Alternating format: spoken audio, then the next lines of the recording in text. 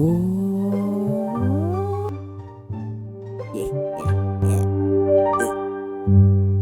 Hep hep. Bago ko ikwento kung bakit ko nagawa to, i-intro ko muna yung kukwento ko ngayon. Kwentong kabataan.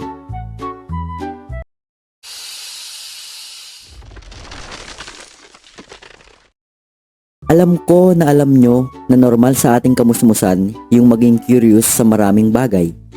Siyempre, wala pa tayong kaalam-alam noon. Maski nga yung ilaw ng rep na namamatay pag sinasara na, naku-curious pa tayo di ba? Sabihin yung hindi, kunyatan ko kayo.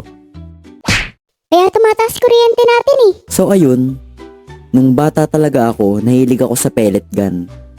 Nagmamaktol pa ako noon sa nanay ko para lang bilan niya ako ng pellet gun. Next time na nak. Sabing next time. Nung nabilan niya na ako, pinagmayabang ko agad sa mga pinsan ko yun at sa mga batang yagit sa labas. Sabay naghamon agad ako makipagpeletan. Kaso yung sa laro namin na yun, lagi akong nababaril ng ligaw na pellet. Tapos syempre iyak ako. Masakit Tapos naalala ko nun, paborito ko yung Power Rangers. Yun yung lagi kong pinapanood kapag mag-isa ako.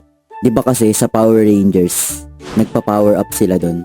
At alam nyo naman, as ayagit, kung ano-ano na lang yung pumapasok sa isip ko nun.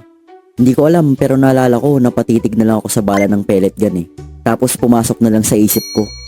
Siguro kapag pinasok ko to sa katawan ko, magpa-power up rin ako parang sa Power Rangers. Oo, yung bala ng pellet gun, pinasok ko sa butas ng tenga ko at sa butas ng ilong ko. Tapos lumunok rin yata ako ng isa nun Wala naman ako naramdaman nung una. Kasi isa pa lang inapasok ko. Teka, nung una? Bakit madami ka ba pinasok sa katawan mo? Sa ilong ko isa lang. Sa tenga ko tatlo. Oo, nung nakatatlo na sa tenga ko, saka ako naramdaman yung sakit. Pino-hospital pa ako nung para lang matanggal yung pellet sa tenga ko. Ano kasing ginagawa mong bata ka? Yung sa ilong ko naman kusang natanggal yata yon. Ewan. Tuwing naalala ko natatawa na lang ako Pero hindi puro saya yung kamusmusan ko. May panahong nabalot rin ako ng takot dahil sa isang lalaking itatago ko na lang sa pangalang JR. Siyempre nung bata tayo, normal naman sa atin yung maging matatakotin sa kung ano-anong bagay, di ba? At itong si JR, ang way niya ng pananakot ay ang paghabol sa amin para daw kidnapin. Di naman sa pagmamayabang pero fit kasi ako nung bata Naging paborito akong target ng pananakot ni JR. Tuwing nakikita ako nun, hinahabol ako, sabay sigaw ng, "Kikidnapin kita, tumakbo ka na." Halos walang araw na hindi ako nakikita ni JR na hindi niya ako hinahabol. Hanggang sa isang araw, natauhan ako.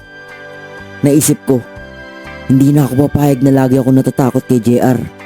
Kailangan ko nang lumaban. Kaya nag-brainstorm ako mag-isa sa kung paano ko lalabanan si JR habang kumakain ng chocolate. Kaso biglang sumakit yung tiyan ko nun At may pumasok na idea sa akin habang jumejerbox ako. Oo. Itong mystery item ng solusyon dito sa problema ko na to. Kaya nung araw rin na yon, patago kong hinanap yung mystery item na panlalabang ko kay JR bago ako intentional na magpahabol sa kanya. At nung nakita ko na, ay dali-dali kong hinanap si JR. Ako pang nagtawag sa kanya. JR! At walang ano-ano nagpakita si JR. Siyempre, dali-dali niya ako hinabol nun. Tapos tumakbo naman ako. Tumakbo akong nasaan yung mystery item. Ayun, nakita ko na. Dali-dali kong hinawakan yung tae ng walang pag-aalinlangan. The turn sub-table JR. Ngayon ako naman yung humabol kay JR. At simula nung araw na yon, wala lang, hinabol niya pa rin ako the next day kasi wala naman lagi akong hawak na tae. Tsaka pinagalitan rin ako ni mama nung nakita niya sa kamay ko may tae. Sayang effort. And speaking of takot, pinakaayaw ko talaga nung bata ako, yung maskara na pang Halloween. Nagtatago o nagsusumiksik pa ako sa kung saan para lang makapagtago kapag nakakita ako nung nakasuot ng maskara. Kaso, may mga kamag-anak o kakilala talaga tayong loko-loko. Meron ako yung tito dati na tuwang-tuwa kapag naiyak ako at natatakot sa maskara.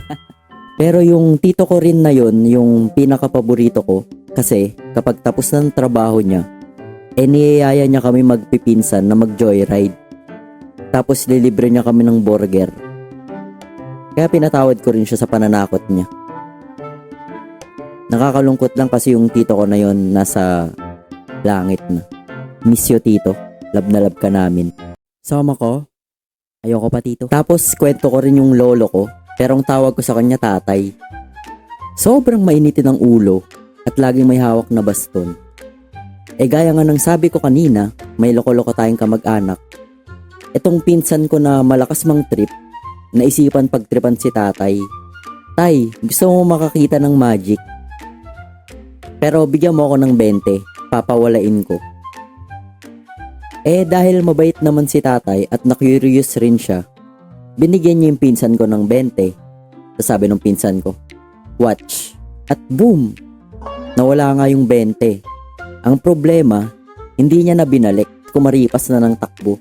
Dahil nga sa mainitin yung ulo ni lolo, binato niya yung pinsan ko ng baston. Kaso nag-bounce back, tapos tumama sa akin. Nakikinood lang ako Siyempre, iyak naman ako.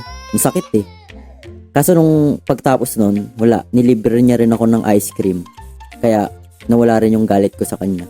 Pero, gaya ng tito ko, nasa langit na rin si tatay. Tay, love you, tay. Sama ko, no? Ayoko pa, tay. Tapos naalala ko rin, nung bata ako, sobrang drama ko. Siguro dahil nanonood ako nung Meet Your Garden, kahit na ayoko naman talagang panoorin yon. Wala lang, nakikurious kasi ako nung bata ako yung nanay ko kasi, mahilig siya magluto. At masarap rin. Yes, pagmamalaki ko talaga. Masarap magluto yung nanay ko. Tapos one time, bumili siya nung pangbalat ng patatas. Kung alam nyo yun. Eto siya. Yan. Bilang batang walang kaalam-alam sa mundo, gusto ko rin subukan kung paano gamitin yung pangbalat ng patatas. So, ito na, nagbalat nga ako. Nasugatan ko yung kamay ko. Ako naman na akala mo dinaig pa si John Lloyd Cruz kung umarte. Sabi ko, ayoko pang mamatay. Iligtas niyo ako please, ayoko pang mamatay. Sa lahat ng angels and saints in heaven, please, iligtas niyo ako. Halika na anak. Ayoko pa po, 'di ba? Ang drama. Pero kasi hindi rin biro yung sugat ko noon Talagang umaagos yung dugo sa kamay ko. Pero ang drama ko pa rin. Tapos naalala ko pa noon, ang drama ko rin nung iiwan ako nung nanay ko. Yung nanay ko kasi taga Manila. Tapos yung tatay ko taga probinsya ng Ilocos Sur. Sobrang layo nun. Yung nanay ko nagtatrabaho sa Manila.